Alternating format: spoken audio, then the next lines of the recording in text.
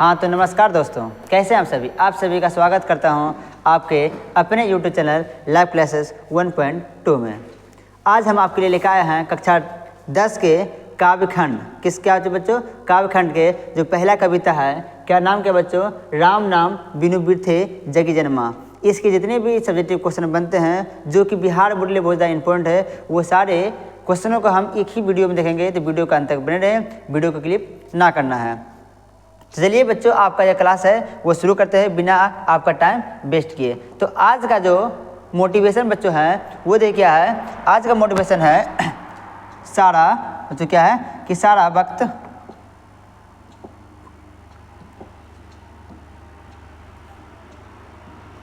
बच्चों ठीक है।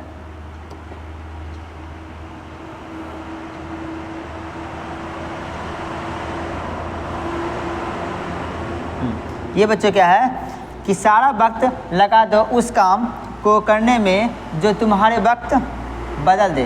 बच्चों क्या बोला गया कि सारा वक्त लगा दो उस काम को करने में, सारा वक्त लगा दो उस काम को करने में जो आपका वक्त बदल दे। चलिए आज का आपका क्या समय है, अभी आपका एग्ज़ाम आने वाला है, तो आपको हमेशा जो तैयार रहना है किसके लिए? तो एग्ज़ाम के लिए हमेशा आपको तैयार रहना है। तो जितना हो सके आप अपने पढ़ाई के ऊपर ध्यान दे सकते हैं, बस आपका ये रहना चाहिए, ठीक है। चलिए आपका ये क्लास जो है वो शुरू करते हैं। और एक बात बतला था आपको, जो ये चैप्टर आपका है राम नाम बिनु बिरथे जगी जन्मा, इसके अगर लेखक बात करें बच्चों तो वो कौन है? गुरु नानक जी है। कौन बच्चों है? गुरु नानक जी है। बच्चों कौन है? गुरु नानक जी हैं, ठीक है। तो इसका जो ऑब्जेक्टिव होगा उसका वीडियो हम अलग लेकर आएंगे। अभी आपका ये वीडियो ही जिसमें जो है सब्जेक्टिव हम आपके लिए लेके आए हुए हैं। चलिए आपका ये जो क्लास है वो शुरू करते हैं। और क्लास के अंत में आपको एक क्वेश्चन हम अपने तरफ से लिख कर दे दूंगा कि जो कि सबसे इम्पोर्टेंट है। वो प्रश्न इसमें लिखा हुआ नहीं है, ठीक है, टाइपिंग नहीं हो पाया है, वो आपको हम अलग से दे देंगे, ठीक है, लिख करके। चलिए बच्चों, आज का जो पहला प्रश्न है वो जो है वो क्या है कि कविता की दृष्टि में कवि की दृष्टि में ब्रह्म का निवास कहाँ है? कवि की दृष्टि में बच्चों है वो ब्रह्म का निवास कहाँ है? अथवा गुरु नानक की दृष्टि में ब्रह्म का निवास कहाँ है? या तो गुरु नानक की दृष्टि में बोल दे बच्चों, या बोल देगा कि कवि की दृष्टि में। तो दोनों तो एक ही है ना, ब्रह्म का निवास कहाँ है। तो चलिए बच्चों, इसका जो आंसर होगा वो देखिए क्या हो जाएगा। जो प्राणी सांसारिक विषयों की अतिरिक्त से रहित है, जो मान अपमान से परे हैं, हर्ष शोक दोनों से जो दूर हैं, उन प्राणियों में ही ब्रह्म का निवास बताया गया है। उन प्राणियों बच्चे क्या बताया गया? उसमें ही प्राणियों का निवास बताया गया। क्या बच्चे बोलता है कि जो व्यक्ति दुख को दुख नहीं मानता है, ठीक है, उसका बेइज्जती हो जाए कुछ नहीं। देखिए बेइज्जती होना अनिवार्य है। जिस व्यक्ति का भी होता है ना बेइज्जती ना, वो व्यक्ति आगे बढ़ते हैं क्योंकि उसके अंदर आग आती है। जैसे आप एक स्टूडेंट लाइफ में हो, अगर आपकी बेइज्जती होगा, आप बोले पढ़ता नहीं है, तो तुम क्या बोलेगे? मास्टर साहब को बतला देंगे हम इतना पढ़ेंगे कि आपका रिजल्ट लाएंगे, आपका खुद है सर क्या हो जाएगा, आपका नीचे हो जाएगा। हम इस तरह से पढ़ेंगे। तो बेइज्जती होना अब जीवन में अनिवार्य है। हर व्यक्ति के का जो है वो बेइज्जती होना चाहिए, ठीक है। आगे देखिए बच्चों क्या है, आगे है बच्चों काम क्रोध लोभ मोह जिसे नहीं छूते वैसे प्राणियों में निश्चित ही ब्रह्म का निवास होता है। वैसे प्राणियों में ब्रह्म का निवास होता है जो कि काम क्रोध लोभ मोह माया सब कुछ दूर है, ठीक है। उसमें क्या होते हैं, उसको ना छुपा, तुम उससे दूर रहते हैं, उसमें निश्चित ही ब्रह्म का निवास बच्चों होता है। आई होप कि बच्चों ये प्रश्न आपको अच्छे से समझ में आ चुका होगा। तो आप इसका जल्दी से स्क्रीनशॉट ले ले। अब उसके फिर हम बढ़ जाएंगे बच्चों क्वेश्चन नंबर 2 की ओर। बच्चों बात करें तो ये क्वेश्चन आपका इंपॉर्टेंट है। अब बच्चों बढ़ेंगे दूसरे क्वेश्चन की ओर, ठीक है। तो जल्दी इसका स्क्रीनशॉट ले सकते हैं। चलिए तो बच्चों नेक्स्ट प्रश्न आपका है,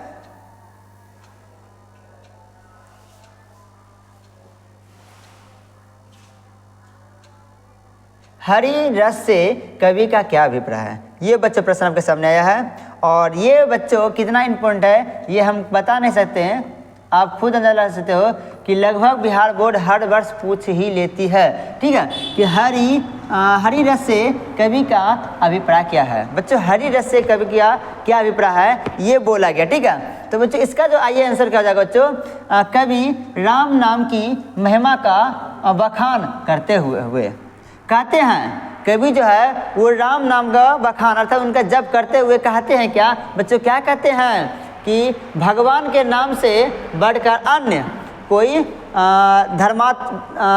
धर्म साधना नहीं है। क्या बोलते हैं कि भगवान से बढ़कर के कोई धर्म है नहीं। भागवत कीर्तन से प्राप्त परमानंद को हरिरस कहा गया है। क्या बोला कि भागवत कीर्तन से प्राप्त परमात्मा को हरिरस कहा गया। अर्थात पूजा पाठ करने से जो आपको पुण्य मिलेगा उसे क्या बोला गया, तो परमानंद को ही क्या बोला गया, उसी पूजा पाठ को हरिरस कहा गया था। बच्चों ये है, ठीक है। इसी में पूछता है कि मानव का जीवन कब व्यर्थ माना जाता है, ठीक है, मानव का जीवन कब व्यर्थ मानता है। बच्चों ये प्रश्न भी पूछा जाता है, ठीक है, इसको भी बतलाएंगे बच्चों लास्ट में। अब बच्चों बढ़ेंगे अगले प्रश्न की ओर, जल्दी से आप लोग इसका स्क्रीनशॉट ले लें। अब बच्चों बढ़ जाएंगे अगले प्रश्न की ओर, प्रश्न बच्चों 3 की ओर। ये प्रश्न आपका 2 था।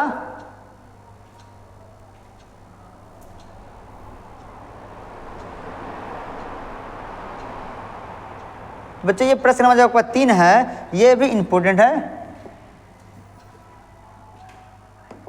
प्रश्न नंबर 3 देखिए क्या है कि नाम कीर्तन के आगे कवि किन कामों की व्यर्थता सिद्ध करता है। बोलता है बच्चों कि नाम कीर्तन के आगे कवि किन कामों की व्यर्थता व्यक्त करते हैं। तो बच्चों इसका जो आंसर हो जाएगा बच्चों पुस्तक पाठ। क्या पुस्तक पाठ, व्याकरण के ज्ञान का बखान, दंड कमंडल धारण करना, शिखा बढ़ाना, तीर्थ भ्रमण, जटा बढ़ाना, तन में भस्म लगाना, वसनहीन होकर नग्न रूप में घूमना इत्यादि के अनुसार नाम कीर्तन के आगे व्यर्थ हैं। क्या बोला गया बच्चों कि जो नाम कीर्तन है, अगर आप किसी के भगवान को मानते नहीं हो, बस आप करते क्या हो, तो एक व्याकरण किताब पढ़ लिए, ठीक है, अर्थात आप एक साधु संत बन गए, एक कोई किताब पढ़ लिए, उसके बाद दंड कमंडल, मुझे क्या बोला गया कि डंडा और कमंडल ले लिए और कहाँ निकल गए बच्चों, तीर्थ यात्रा पे निकल गए। आपको मिलता होगा कि डंडा और कमंडल लेकर के अपनी तीर्थ यात्रा पे निकल जाते हैं। आगे बच्चा क्या धारण कर लेता है, शिखा बढ़ाना, अरे क्या वो अपना शिखा बढ़ा लेते हैं, ठीक है, शिखा बढ़ाता है। तीर्थ ब्राह्मण, अरे तीर्थ यात्रा पे जाते हैं पूजा के लिए।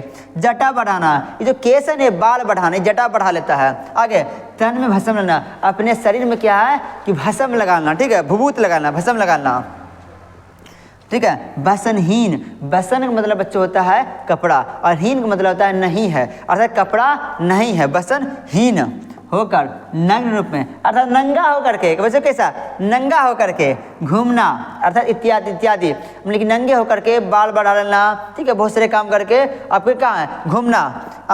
अनुसार नाम कीर्तन का क्या है व्यर्थ मानते हैं। नाम कीर्तन क्या है व्यर्थ मानते हैं। आप अगर पूजा पाठ नहीं करते हो, सच्चे दिल से भगवान को याद नहीं करते हो, तो ये व्यर्थ आपका जीवन माना जाएगा। अच्छा वो बहुत लोग मानते हैं कि नंगा रहेंगे तो हमें जल्दी स्वर्ग मिलेगा। बच्चों आप लोग ये बतलाओ, कमेंट में बतलाना आपको है कि कुत्ता, बिल्ली, कौआ, मैना वो कभी कपड़े पहने क्या, वो तो हमेशा नंगे रहते हैं, तो पहले उसे मिलेगी स्वर्ग या हमें मिलेगी। उसके बाद केस बढ़ाना अर्थात बाल को बढ़ाना, ठीक है। अब बोलो बच्चों बाल बढ़ा लेता है, कभी भैंस को देखे हो कि कभी नाई के पास आकर बाल काटता है, नहीं ना, तो क्या बच्चों पहले उसे स्वर्ग मिलेगी हमें मिलेगी, पहले तो उसे मिलना चाहिए ना। आगे देखिए भस्म लगाना, एक कुत्ते को, ठीक है, एक डॉग को लेकर के पानी में फेंक देना, वो जब बाहर आके निकलेगा ना तो वो क्या करेगी, जहाँ आप देखेगा बहुत सारा गर्दा है वहाँ जाएगा, अब पूरे से लेट आकर निकल कर लेगा। अब बोले वो भी क्या लगा लिया भस्म लिया, तो सबसे पहले तो उसे नहीं मिलना चाहिए, कहाँ क्या, तो स्वर्ग का स्थान मिलना चाहिए। लेकिन लोग क्या करते हैं भस्म लगा लेते हैं, जटा बढ़ा लेते हैं, इससे उसको क्या लगता है कि भगवान हमसे खुश होगा। बच्चों भगवान उससे खुश नहीं होगा, बल्कि अच्छे कर्म करोगे तभी भगवान आपसे खुश होंगे। चलिए ठीक है बच्चों, ये भी इम्पोर्टेंट प्रश्न है, ठीक है। हम लेके अब देखिए आपका मात्र 1 महीने 1.5 महीने मात्र आपका एग्जाम बचा हो बच्चों। अगर शुरू से पढ़ाएंगे तो टाइम बहुत खत्म हो जाएगा। तो हम जितना भी बच्चों प्रश्न लेकर आ रहे हैं वो सारे प्रश्न इंपॉर्टेंट है, ठीक है। इसलिए सारे प्रश्नों को आप लिख ले, जिस तरह से हो या आप याद कर ले, क्योंकि आप शुरू से ध्यान दिए नहीं हो तो अभी कम से कम याद करो, ठीक है। और एक बात और बच्चों, अगर इसी तरह के रोजाना वीडियो आपको देखना है तो जल्दी से चैनल को सब्सक्राइब कर ले, क्योंकि इस तरह की वीडियो हम आपके लिए रोज लेते आएंगे।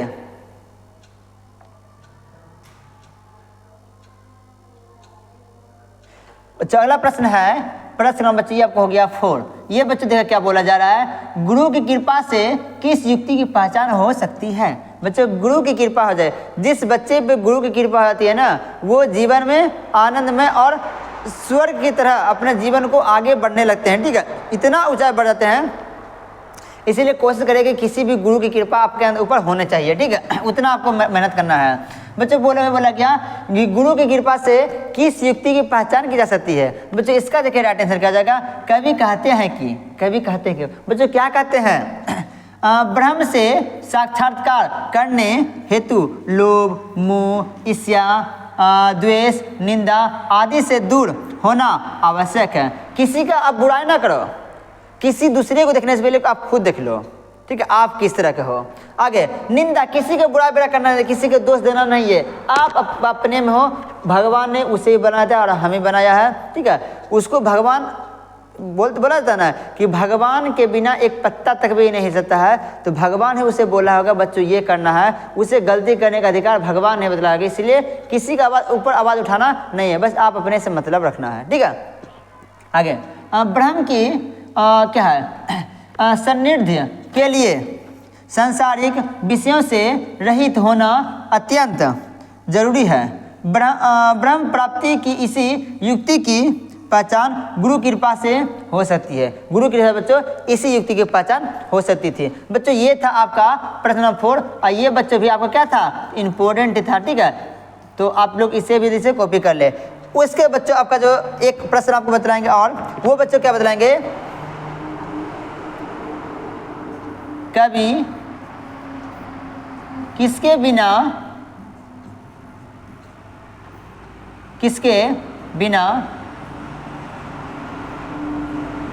यह जीवन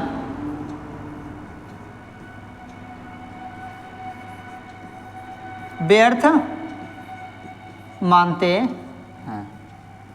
बच्चों ये प्रश्न छूट गया था, आप लोग इसे लिख लें। बच्चों इसका देखिए हम आपको समझाते हैं, इसका लिख नहीं पाएंगे। ठीक है, नहीं तो वीडियो थोड़ा लंबा बन जाएगा। बच्चों इसका देखिए आंसर आपको लिखना क्या है।